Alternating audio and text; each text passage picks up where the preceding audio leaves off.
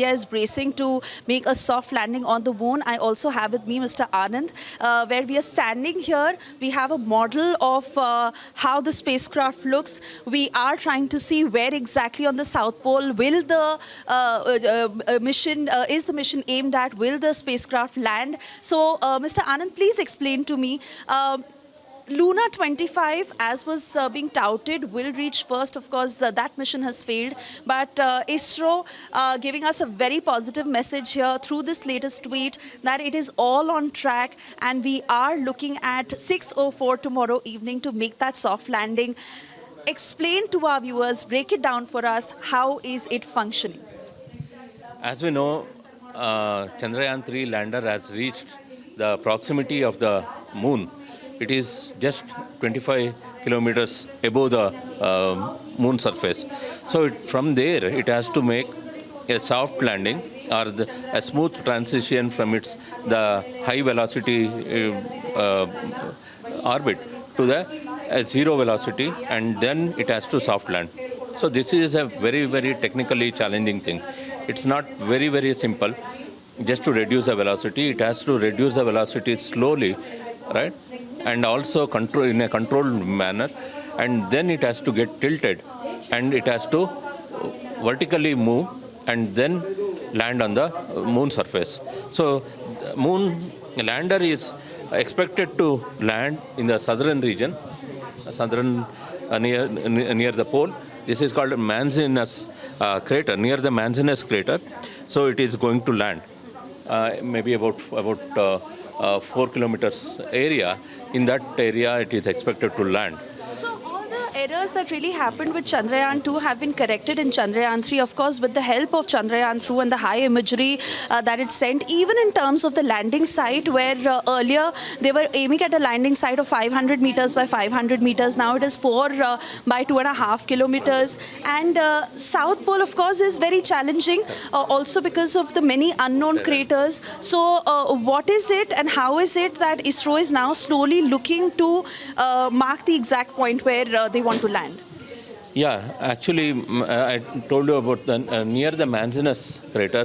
They have selected the area of 4 by 2 kilometers area, and this is a very challenging terrain because it has many craters in that, and also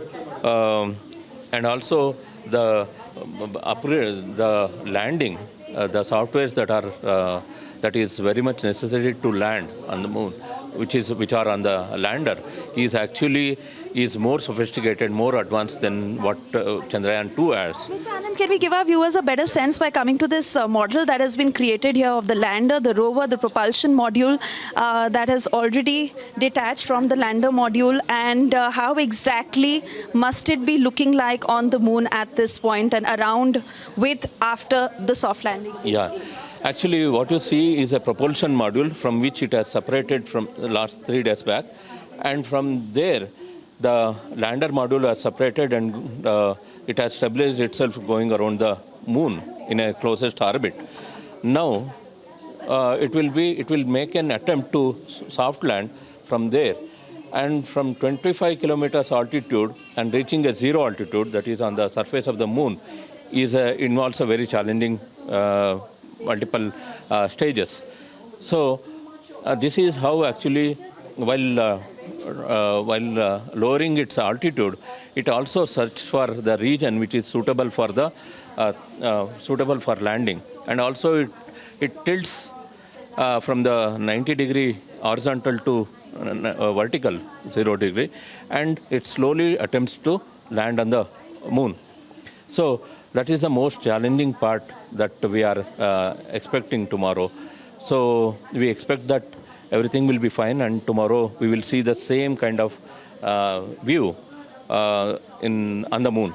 And the 2 key upgrades that have been made in Chandrayaan-3 is the hazard detection system and the avoidance cameras to be able to detect any sort of hurdle or obstacle or any crater where there may be a problem. Also, you were mentioning the vertical descent.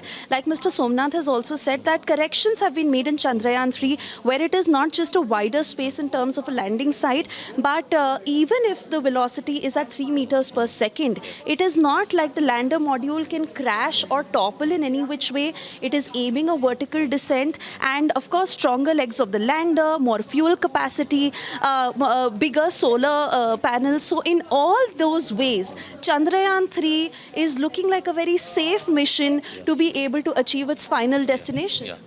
So as he has said, it can take up to, I mean, even if the final velocity that it can reach, it can slow down, is about 3 kilometers per second.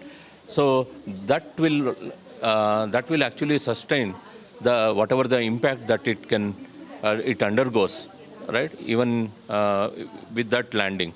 So up to 3 kilometers per second, it can easily take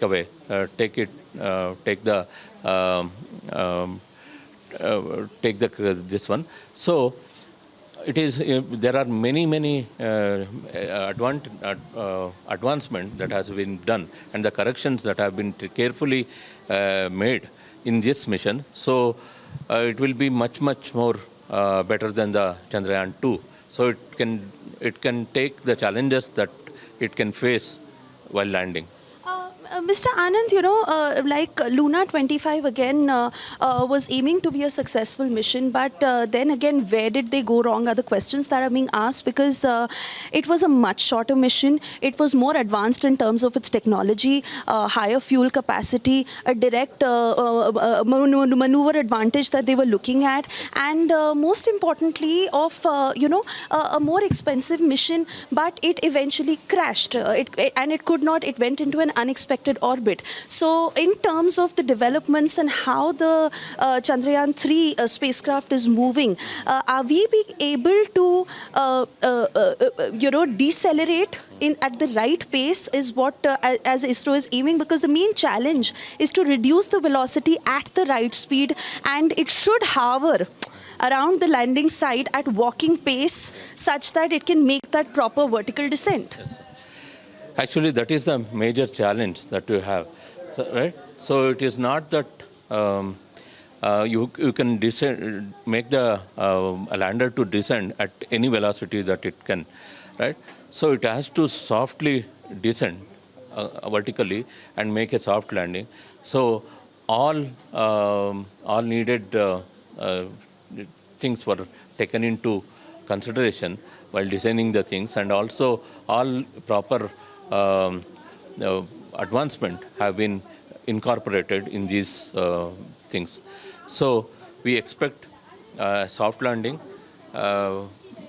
this time, so that Chandrayaan completes its mission successfully, and we hope that it continues to do scientific analysis, which is its plan for. I was exactly going to come to this part of the payloads on the rover, and of course 4 on the lander, and how exactly shape of course on the propulsion module, and how it will be observing the Earth's atmosphere and measuring the light intensity, and of course the scientific experiments that the rover will perform in terms of seeing the soil composition, the mineral, how sustainable can life be, of course the presence of water. Even the lander will be taking pictures of the rover. So in that sense, what are we looking to achieve if we are actually successful in making that soft landing? So after, the major thing is successfully doing the soft landing. So that is a technical expertise, the major technical achievement that we will be doing. After that, the 4 scientific equipments that we have on the lander will actually tells us about the seismic activity that may be happening on the moon. And we will also come to know about the chemical composition of the regolith, or the moon soil. And also we will come to know the various plasma that is present on the moon surface. And also we will be able to measure the distance between the Earth and the moon much more accurately than ever.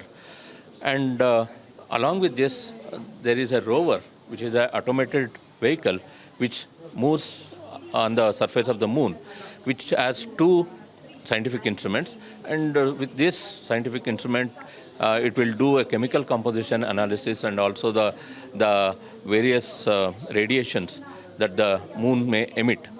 So we will be knowing much more about the moon which we were not aware about. So scientifically also, there will be many more information that is expected to come from this Chandrayaan-3.